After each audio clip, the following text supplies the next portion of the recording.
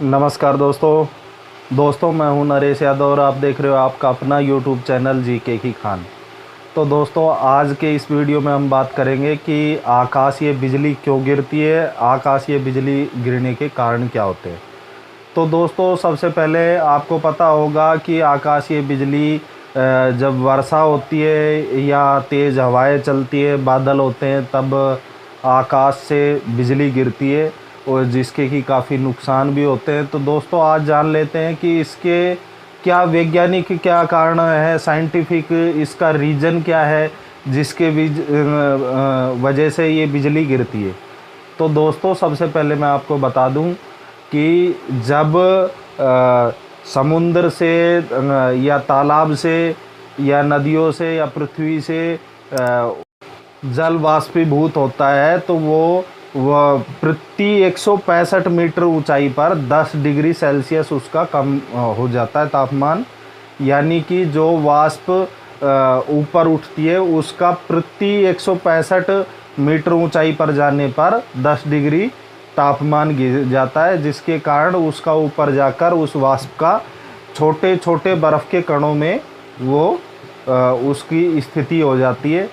जब तेज़ हवाएं, बारिश के दौरान तेज़ हवाएं चलती है तो वो बर्फ़ के कण आपस में घर्षण करते हैं, यानी कि एक प्रकार से आवेशित होते हैं। उस आवेशित स्थिति में कुछ कण नेगेटिव ऊर्जा के होते हैं, कुछ पॉजिटिव ऊर्जा के। जब वो आपस में घर्षण करते हैं तो उसके बीच में एक एस्थेटिक करंट पैदा होता है, जिसमें कि जो धनात्मक ऊर्जा है वो ऊपर चली जाती है और जो ऋणात्मक ऊर्जा है वो नीचे की तरफ आती है।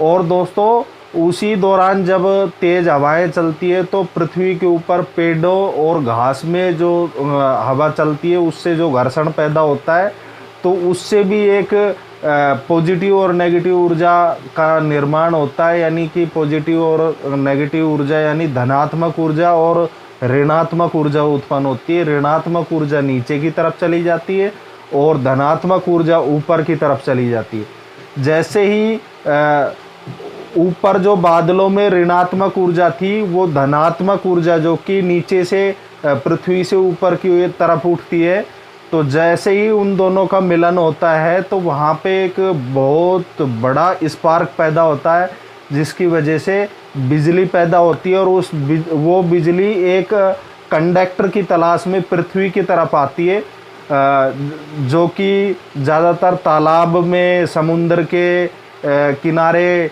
या जहाँ पर कोई इलेक्ट्रिक पोल हो या लोहे का कोई पोल हो या कोई बड़ी बिल्डिंग हो या कोई हरा ऊंचा पेड़ हो, इस तरह की जगह पर वो कंडक्टर का अपना तलाश कर लेती है। और उस स्थिति के आसपास जो भी व्यक्ति या जीव चपेट में आता है तो उस व्यक्ति की मौत भी हो जाती है दोस्तों, क्योंकि उस दौरान बिजली कंडक्टर की तलाश में पृथ्वी की तरफ तेज़ी से आती है।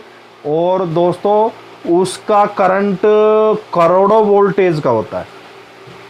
वो पृथ्वी पे गिरने के बाद करोड़ों वोल्टेज की ऊर्जा उत्पन्न करती है। कुछ वैज्ञानिक कहते हैं कि 1 अरब वोल्टेज तक की ऊर्जा उत्पन्न कर देती है बिजली। और इसका एम्पियर 10,000 एम्पियर होता है। हमारे घर में एसी, पंखा, कूलर जो भी चलता है वो 5 एम्पियर पे चलता है, जबकि बिजली गिरती है उसका एम्पियर 10,000 होता है। और दोस्तों जब बिजली गिरती है तो गिरने वाले स्थान का तापमान सूर्य की बाहरी सतह से दोगुना हो जाता है, यानी कि 27,000 डिग्री सेल्सियस से 30,000 डिग्री सेल्सियस तक का तापमान होता है दोस्तों। तो दोस्तों ये इतनी खतरनाक भी होती है कि यदि उसके आसपास में कोई व्यक्ति चपेट में आ जाए तो तुरंत उसकी मौत हो जाती है। और बिजली सबसे पहले व्यक्ति के सर, गला या मुंह के क्षेत्र को सबसे पहले अटैक करती है दोस्तों। और दोस्तों ये सब बिजली गिरने के जो भी स्थिति थी जानलेवा भी हो सकती है दोस्तों, उसके बारे में मैंने बताया। और इसके कारण के बारे में बताया कि बिजली क्यों गिरती है। जब बादलों की नेगेटिव ऊर्जा यानी बादलों की नेगेटिव ऊर्जा पृथ्वी से उठी हुई पॉजिटिव ऊर्जा के आपस में मिलन से जो स्पार्क पैदा होता है, उससे बिजली की उत्पत्ति होती है, जो कि कंडक्टर की तलाश में पृथ्वी की तरफ आती है और वो पृथ्वी पर कंडक्टर की तलाश में पृथ्वी पर गिरती है। कई बार दोस्तों क्या होता है कि दो बादलों के बीच में नेगेटिव ऊर्जा और धनात्मक ऊर्जा यानी ऋणात्मक ऊर्जा और धनात्मक ऊर्जा के दो बादल आपस में टकरा जाए, उससे भी बिजली उत्पन्न हो जाती है और वो कंडक्टर की तलाश में फिर पृथ्वी की तरफ आती है, तब भी बिजली उत्पन्न हो जाती है। दोस्तों ये पूरी जानकारी थी बिजली गिरने के कारणों के बारे में। दोस्तों मुझे लगता है आपको ये जानकारी काफ़ी अच्छी लगी होगी। दोस्तों यदि आपको ये जानकारी अच्छी लगी हो तो प्लीज़ चैनल को ज़रूर सब्सक्राइब कीजिएगा और शेयर कीजिएगा। जय हिंद।